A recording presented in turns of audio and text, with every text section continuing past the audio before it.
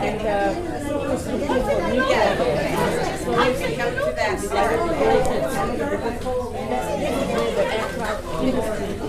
In Scotland, they wouldn't get anywhere, with aircraft. That's why. But actually, I wish I found Australia instead. I really do, because Australia is so much closer to Malaysia, and we don't have. I don't have change. So, what do you think? Worried about I'm change. sorry.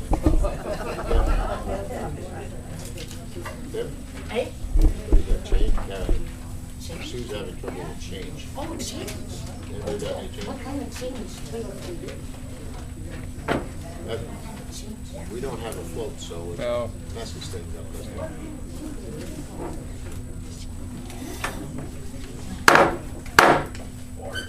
Got everybody's attention. We'll bring this meeting to order. My name is Barry Dickman. I'm the president of English Language Advocates. And a major contributor to all of these meetings is, of course, Canadians for Language Fairness. Now, Kim is down there at the end here. And she's just changed her appearance a little bit. Kim, way to go.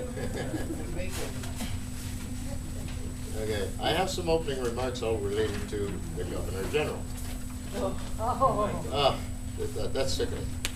You know, if we as Canadians swear an allegiance to the head of state, which is the Queen, should that transfer to a Canadian on Canadian soil who has power in government, any attempt to vote out a coalition government formed by the Governor General becomes an act of treason.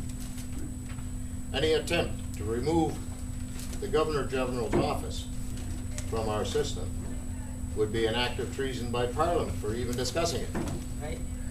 You know, I would say even that when it comes time to replace the Governor General, which is done periodically, it's an act of treason to do that too, if she is the head of state. So, as far as I'm concerned, Parliament should be very clear with the present Governor General. Cease and desist or vacate the office. I It's think as simple as that.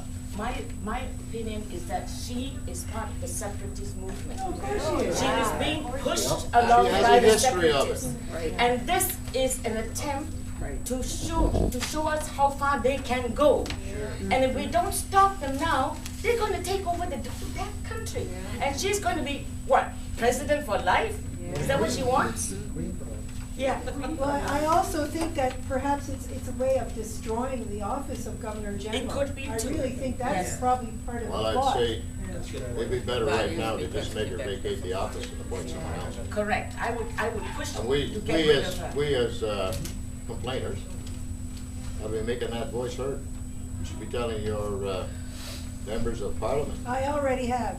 Yeah. And may I Yeah. just say that she only has one more year, 5-year, They better not 20th. reappoint her. yeah, that's right, so we'll get a nice conservative. September. Well, there's another good point. You see, you complain about the fact she's doing it and ask Parliament to Next tell her to cease and desist or vacate the office. Right, right. Upon replacement, make sure that you change things so that no other Governor General can pull this now. That's right. You know? She's just too big for her shoes. Well, I was Well, going to suggest Elizabeth Thompson- that we pass around the hat so that we can get a collection, so that we can do some renovations at Rideau Hall to widen the hallways and the doorways so her big head can get through it. Well, But that would be Elizabeth sort of Thompson was insulting, on that. We TV shouldn't tonight do and said that. she's not the only one. There's been 4 others I who know, claim the same thing. Adrian Clarkson Yeah, alluded and to it, Letitia and and they all whatnot. have. But as long as the media think, and if Yeah. you heard that think tonight, they said 1/3 says it's okay, 1/3 says it doesn't really matter, and the other third said blah, blah, blah, blah. That's what you're up against. Unless you get out there, get your voice heard, it doesn't matter. I had a friend who wrote a big, long letter to the editor of the other Citizen. Only the ones who think, well, it went hard. She even set up a webpage. Yeah. But as head of state, here, rub your nose in it, you, whoever. But really, they can't do Yeah. anything as long as the Constitution is there.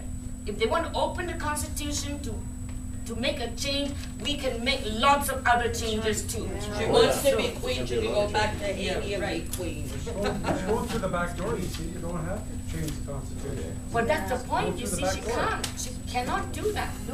Okay, I think we've dwelled on that long enough. She's laughing at Okay, it. I'm going to call upon Kim to introduce our speaker. Yeah, but you did it after you told her off. Come up here, Kim, and Okay. introduce our speaker. All right, I am very, yes, thank you. I am a little bit disappointed because we were hoping for a big crowd. In fact, there was talk of maybe there's no room for all the people who will come.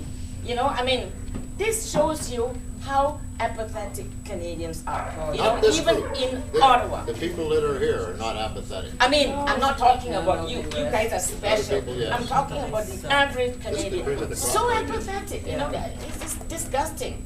Anyway, we have a very, very important person here to talk to us. His name is Dr. Shiv Chopra. We've had him before. He came to address APEC long time ago. At least, what, 15 years ago? Oh my Something like that. I can't remember when. So he's not a stranger to us. You know, Shiv and us, we get on very well.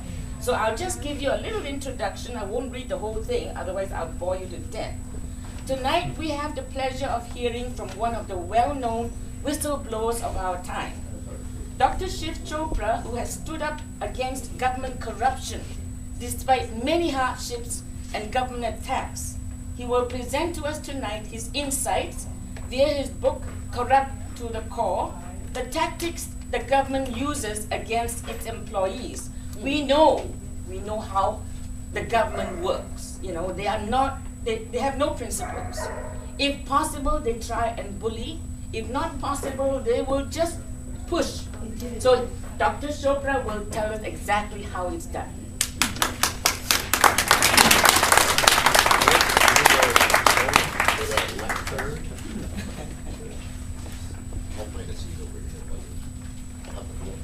Well, thank you very much for inviting me again. That was at least 15 years ago that I came here. Like all of you, gray hairs, next month I'll turn 75. You look great. Yeah, that's how old I am. And I've worked at Health Canada continuously for 35 years. And like most public servants, for the first 20 years, I just did my job. And if somebody told me to do things which shouldn't be done, because my job was to be a policeman of science for the drugs, the vaccines that you all take, and the drugs that are given to food-producing animals, and those were my jobs. So if somebody asked me, imagine that I were a real policeman, then it would be my job to go and, if I see somebody committing a crime, it would be my job to stop that person, blow the whistle, and say, I'm going to charge you, and then I'm going to take you with me. In the process of doing that, if somebody else appears on the scene and tells me that don't charge this person because he's related to the Prime Minister or the Minister or somebody important, if I go ahead and do it anyway, I could lose my job because that person could be influential, or it may happen to be the police chief. If I don't do it, if I listen to the person, then for one crime, there will be 3 criminals at least. The person who committed the crime, the policeman who was going to charge the person, and the person who said, don't do it. At least 3 criminals for the same crime. and the crime got committed anyway.